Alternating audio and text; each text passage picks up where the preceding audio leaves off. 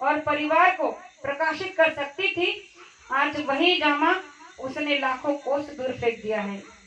तो इस बात को स्पष्ट करते हुए मैं आपको समझाना चाहती हूँ कि गुरु महाराज का ये इशारा क्यों और किस लिए है। गुरु महाराज की भविष्यवाणी हमारे आपके लिए है कि आज के देश की देवियां जो फैशन के नाम पर संस्कार को भूल चुकी है, पढ़ाई के नाम पर अध्यात्म को भूल चुकी है, तो गुरु महाराज ने कहा कि ये फैशन से ही आपने अपने सतीत्व को मिटा दिया है। और जब तक बहनों का सतीत्व नहीं होगा तब तक देश में कोई भी चरित्र टिक नहीं सकता। तो इसीलिए हम बहनों के लिए गुरु महाराज ने एक बहुत बड़ी जिम्मेदारी दी है कि अगर आप देश को बचाना चाहती हो, अपने गांव को बचाना चाहती हो, अपने परिवार को बचाना चाहती हो, तो आपको सतीत्व का रास्ता अपनाना होगा। जो शर्म का जामा आपने उतार कर फेंक दिया है उसे दोबारा से आपको लाना होगा, और ये कार्य आप बहनों के सिवा और कोई नहीं कर सकता। आज हम देख रहे हैं कि हर घर में पढ़े लिखे माँ बाप होने के कारण जब माता और पिता दोनों पढ़े लिखे होते हैं, ग्रेजुएट होते हैं, तो वो अपने बच्चों को वही संस्कार देना चाहते हैं जो दुनिया और देश में लोग दे रहे हैं। क्योंकि विदेशी संस्कारों को लेकर आज हमने अपने भारतीय संस्कृति को मिटा दिया है, और गुरु महाराज ने कहा कि ये विदेशी लोगों की संस्कृति को पालकर अगर आप अपने भारत की गरिमा को मिटाना चाहते हो तो इसमें नुकसान आपका ही होगा। आज देखा जा रहा है कि बच्चियों का चरित्र फना हो रहा है, इतना ही नहीं कि बहनों का चरित्र भी गिरा है। तो इसका मुख्य यही एक कारण है कि हमने अपने सतीत्व को खो दिया है।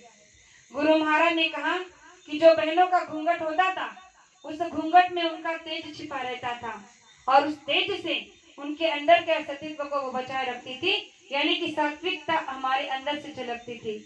इसीलिए तो हम बहनों को माँ सीता का, माँ दुर्गा का, माँ सरस्वती का, माँ अनुसया का, अन्नपूर्णा का ये वरनाम दिया है, उपमा मिली है। क्यों?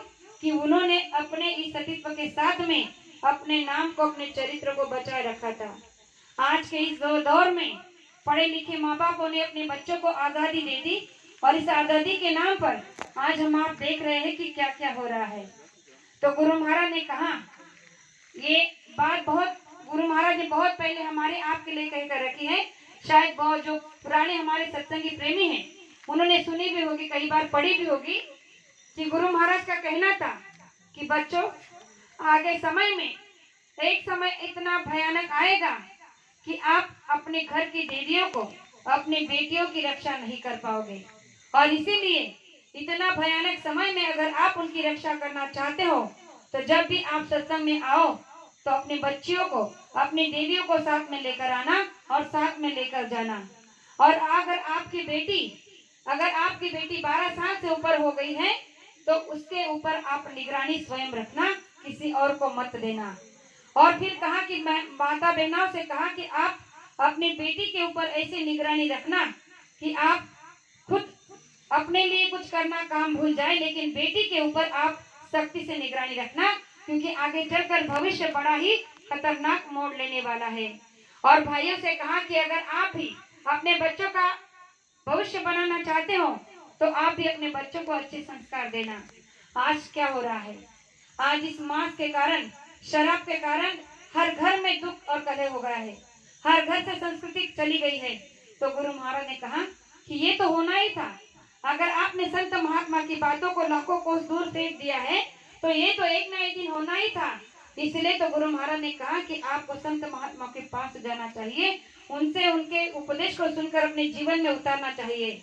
आज के नौजवान, छोटे छोटे बच्चे शराब पीते हैं और सिगरेट जैसी कोई और आदि नशा करते हैं, और शराब पीकर जब घर में आते हैं तो माँ बाप के साथ बढ़ चढ़ कर बात करते हैं, यानी कि माता पिता का आदर करना तक भूल गए हैं।